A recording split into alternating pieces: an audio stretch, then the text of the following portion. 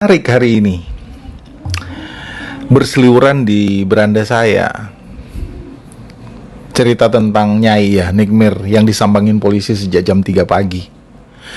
Buat saya ini satu hal yang sudah gabung lah, udah memalukan, udah mengenaskan, udah nyampur lah.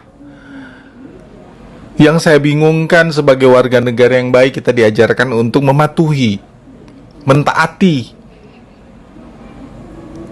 Dengan adanya panggilan dari pihak aparat kepada kita, seharusnya kita memberikan contoh. Apalagi kalau memang benar-benar kita merasa kita tidak punya salah.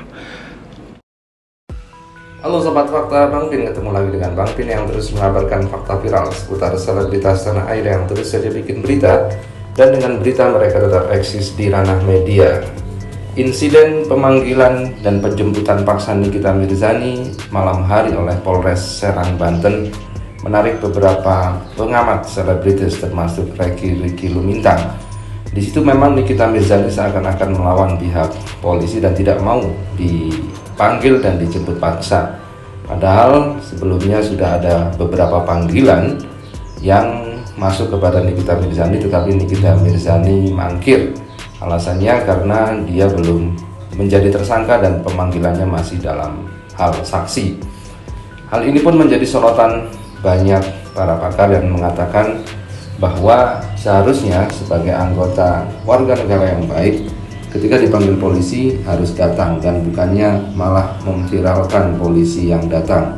Dan juga memang Nikita Mirzani menggelar live Instagram langsung untuk memviralkan para polisi yang ada di rumahnya dan seakan-akan mendobrak rumahnya itu.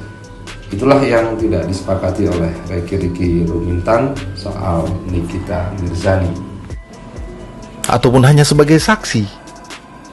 Marilah kita menjadi warga negara yang baik untuk membantu pihak aparat mempermudah apapun yang menjadi masalah di atas negara kita ini dia. Negara kita aman, damai, enak hidup di Indonesia. Tapi apakah saking enaknya hidup di Indonesia dan kita semena-mena melakukan apa yang kita inginkan? Ya, itulah yang disorot dan dikritik dari Nikita Mirzani, bahwa memang hidup di Indonesia ini enak.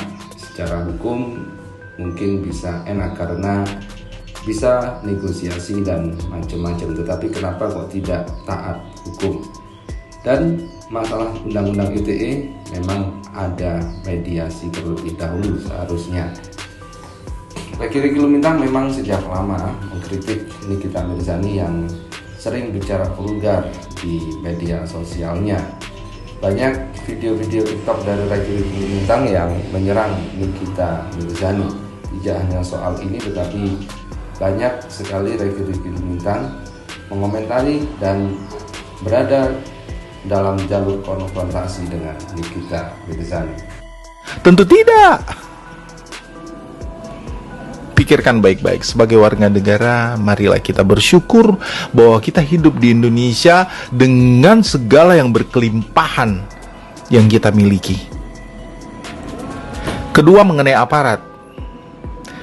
Mungkin saya sayangkan kenapa tidak ada tindakan tegas, membiarkan hanya melakukan sanggahan obrolan jarak jauh dari rumah lantai 2 dan jalanan. Layaknya saya mendengar seperti ibu-ibu yang lagi nyeloteh karena anaknya sore tadi berantem. Mohon bisa lebih diperjelas. Di sini saya hanya ingin mengajak kita sebagai warga negara Indonesia untuk patuh, taat, dan menjadi warga yang baik. Kita saling membantu aparat juga untuk bisa mempermudah tugas dan tanggung jawab. Demikian hidup kita pun semakin dipermudah, semakin dijaga, dan kita akan lebih aman, tentram, hidup di Indonesia kita yang tercinta ini dia. Cayo, semangat! Anak Indonesia harus lebih baik.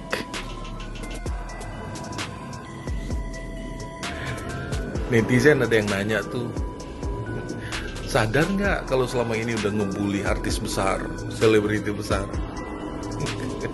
Sadar nggak lu netizen? Kasihan amat. Udah kalau mau bikin film, bikin filmnya. Nggak usah ngomong-ngomong. Keluarin tuh duit, bikin film. Nanti pada saat premier, undang kita-kita, undang netizen nonton, biar booming filmnya. Jangan duitnya habis percuma. Duitnya juga dari mana selama ini? Dari hasil tak. Kok mulut gue jadi mulut perempuan ya? Maaf.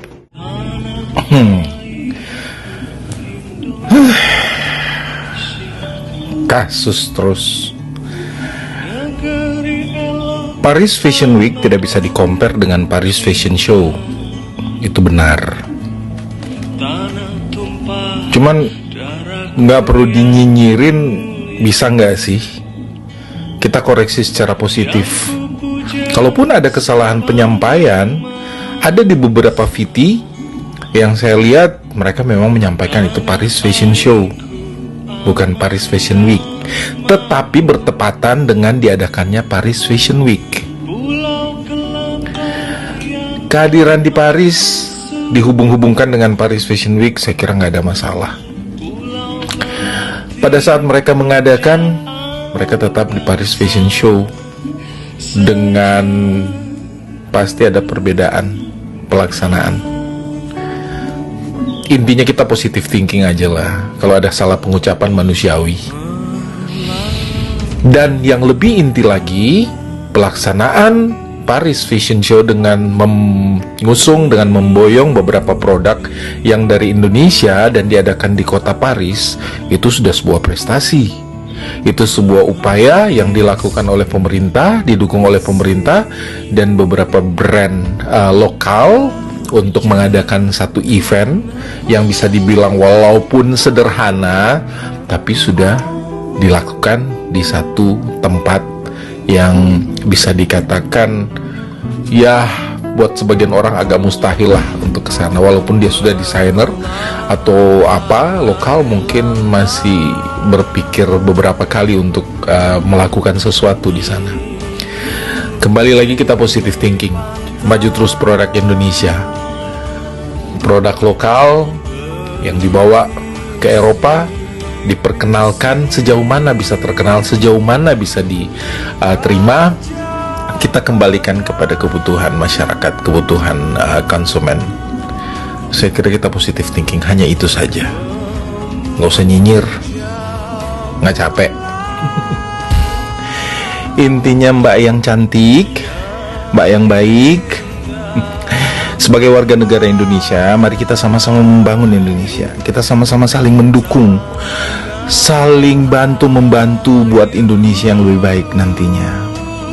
Ya, udah stop lah, ya, ayo dong, ya.